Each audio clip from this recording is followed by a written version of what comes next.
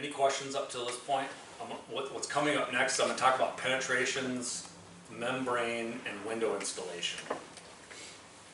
So if you have questions on those, that's coming here. Okay, so when we talk about penetrations, other than doors and windows, we're talking about anytime something's going through the building across the envelope. So these are going to be like ventilation ports, exhaust ports, wiring ports, the line set for the air conditioning, the hose bibs, those types of things.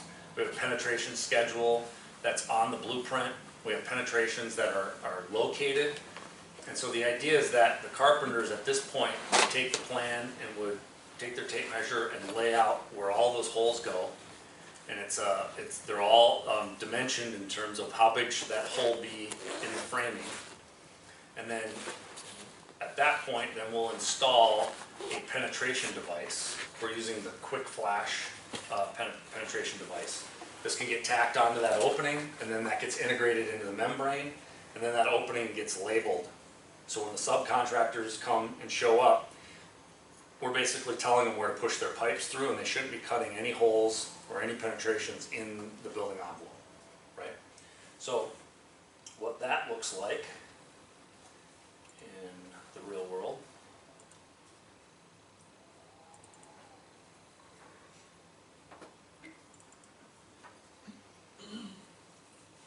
Now in this case, we had, as you guys probably have a hard time believing that this is possible, but we were already installing membrane before we had the penetrations decided in the HVAC system fully finalized. So we had to leave a space for that to get infilled, okay? And so we use the same technique here that we do with the windows, is we put what we call release paper. And basically it's a strip of Tyvek, just 6 inches wide, that's run to keep this permabarrier from sticking, so that we have a flap that we can flash up underneath, okay? So here you've got the penetrations, the Quick Flash device penetrating here. We left that open so that we could come back over that and we can install our membrane, the penetration device, and then another layer of membrane over the top of that and tuck it under the main membrane for the building. Okay. The first step in installing the membrane is to install this primer, okay? Before you do that? Yeah. So there's no issue with overlapping those flanges, doesn't No. show up? And you can cut them. Or you can just cut them, yeah. Yeah. Yeah, as far as like it telegraphing through the system. So what we're applying here is a primer that's designed to make sure and ensure that that membrane is going to adhere fully to everything.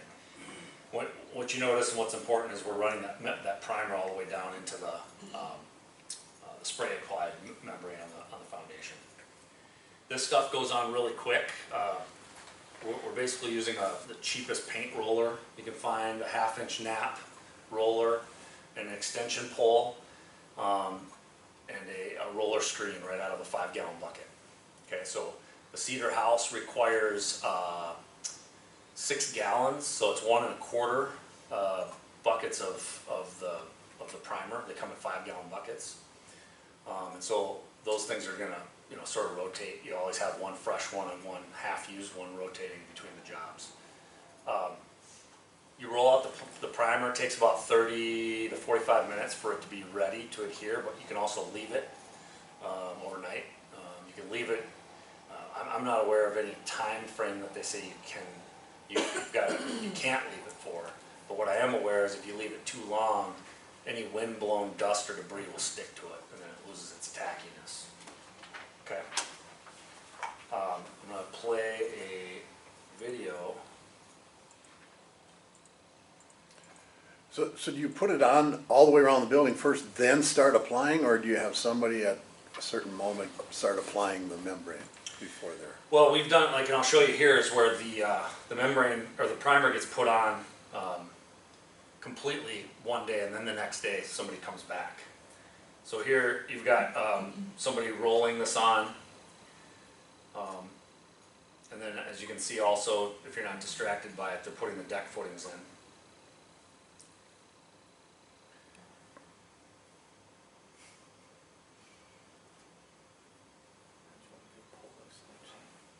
Yeah, and that's the other thing is that, you know, anything you can eliminate from, you know, equipment and time running up and down ladders.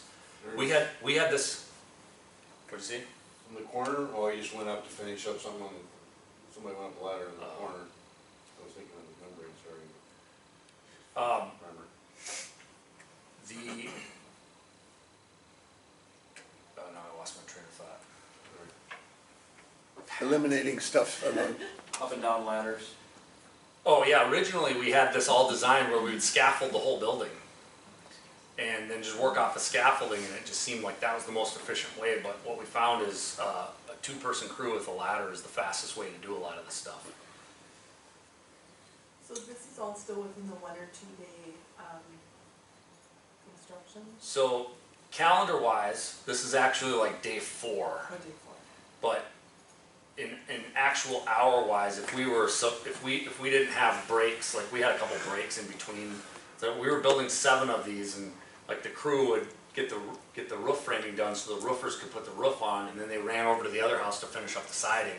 So it sat for 2 days. And then they had 2 guys that they could free up, and they ran them over and rolled out the primer, and then, oh, but you gotta get out of there because they're putting in deck footings that day, and you know, it's like, so the contractor was managing multiple sites, and our crews were kind of running around to the sites, so we never captured a full, like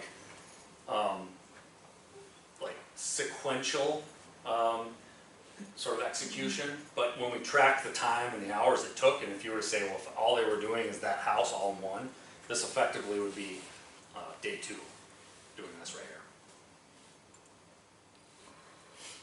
Okay, so that was the primer. Okay, and then membrane.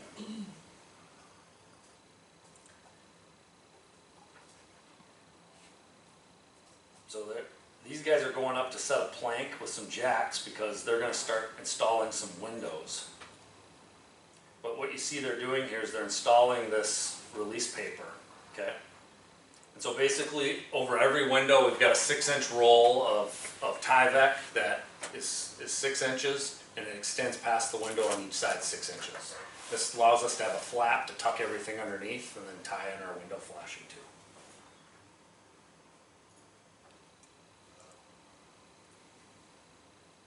One side note, you look at the door here.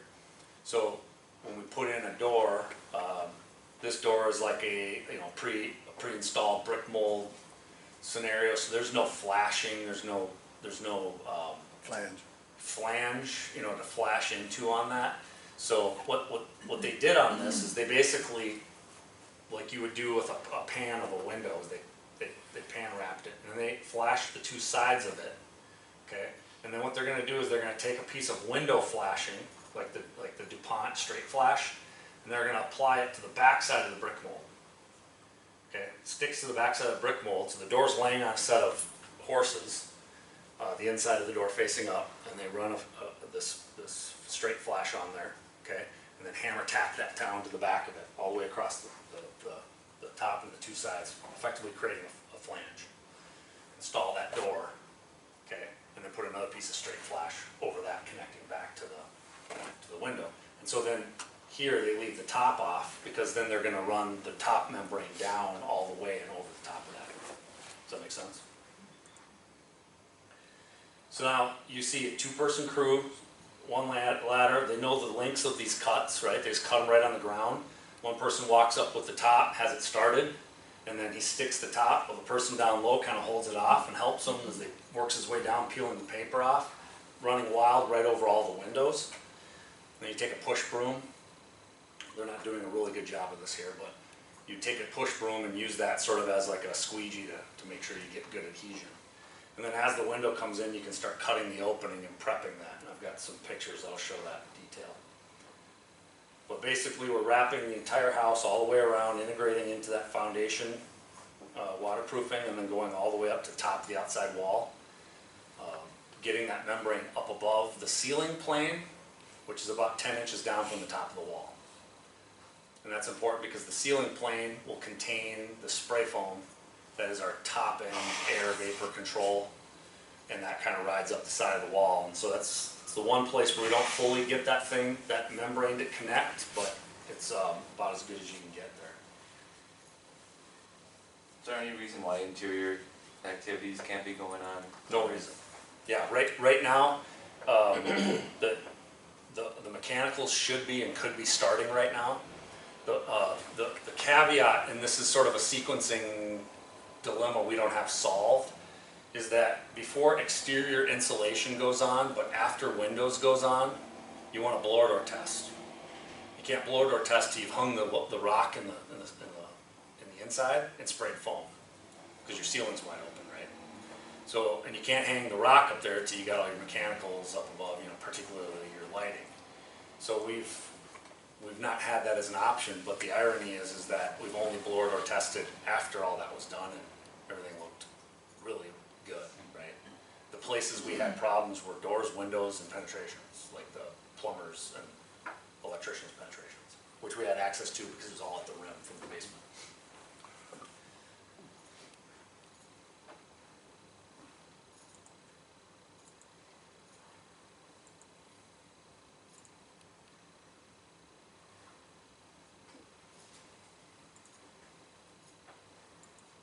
Just curious on the window openings, how wide can you go? And you're not really using the center piece for structure, you're just using that for nailing, right? No, we're using the centerpiece for structure. Oh, it is too, Yeah. okay, it's both, okay. Yep, and we don't know how wide, I guess, Kirk, unless you had some guesses. We don't know yet.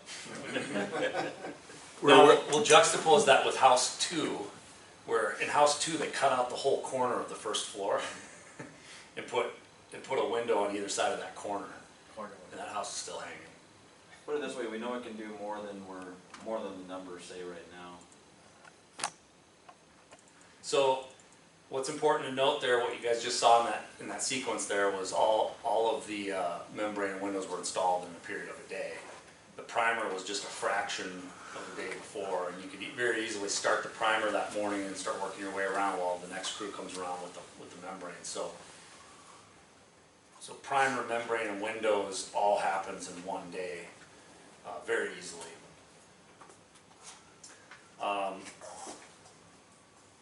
When we get into cutting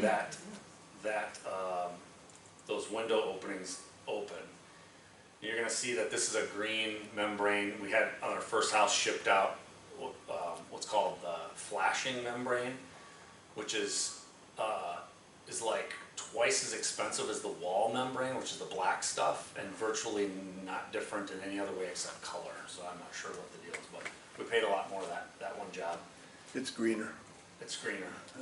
So what you see here is basically just an angled cut through that corner, folded in, it's cut off flush with the inside.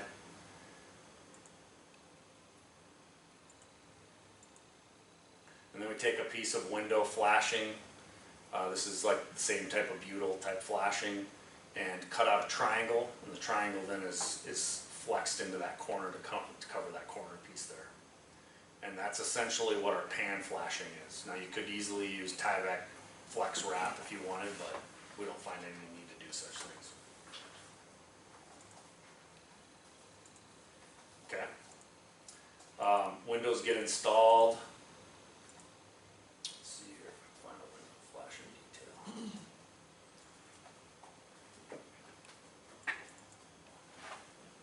So here's another example of a two-person team running up a ladder with the pan or with the membrane. Window gets installed, that top flap's opened up. You've got your side flashing, just like you normally would do on a window install. So you're running your window flash, straight flashing up the sides and then across the top. And then you bring your top back down, and then we want to tape that top flap down. Okay, and so where we've landed on using that is the 3M all-weather flashing, the 8067 tape, which is the same tape we've specified for the taping the XPS seams, the foam seams. And it's a much thinner profile tape. Some things that we're going to want to pay attention to when doing the membrane that can happen. Oh, sorry, let me back up. This detail. So this isn't exactly how we do egress windows with the framing.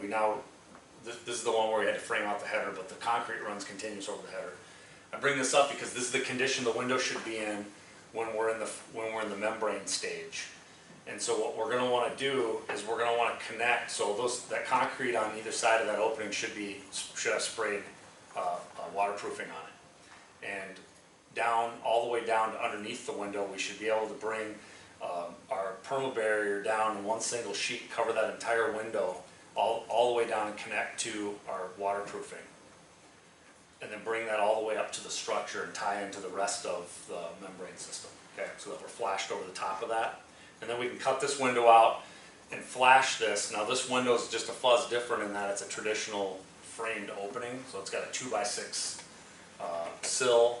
So you're going to want to put in some sort of pitch to that sill.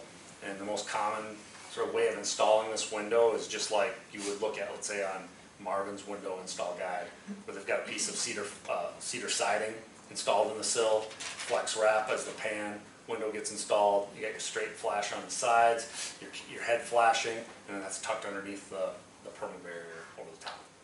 Okay, and then once that's in, then you can install your foam system tight all the way out to the egress well, and as far down as you have access to tie into down below. And then that ties in continuous to the insulation above, and then you put your furring strip system and your cladding system down there. Now we've done a number of different things with cladding, because generally we have a freeze board that's running across, or like a rim band that runs right at the rim as a trim detail, and everything below that is some sort of ground break or a parge coat of some sort. So the houses that we're building right now are all specified with a glass liner for a ground break. And so what you'll have to deal with then at this point is a transition between this glass liner that's going to be slightly above this opening to what are you cladding this wall system here with. And so what we've done in the past is actually all of our ground break has been a cementitious parge coat that goes onto the foam with like a fiber mesh. Gets put on and you trawl on this parge coat. We just brought that all the way down into this window well. So we can come up with a cladding system that would go all the way down there. We could bring the smart side all the way down into there, but we'll have to figure out a detail. And this is kind of owner's choice. What's the aesthetic there between the glass liner and the cladding of that system? Does that make sense?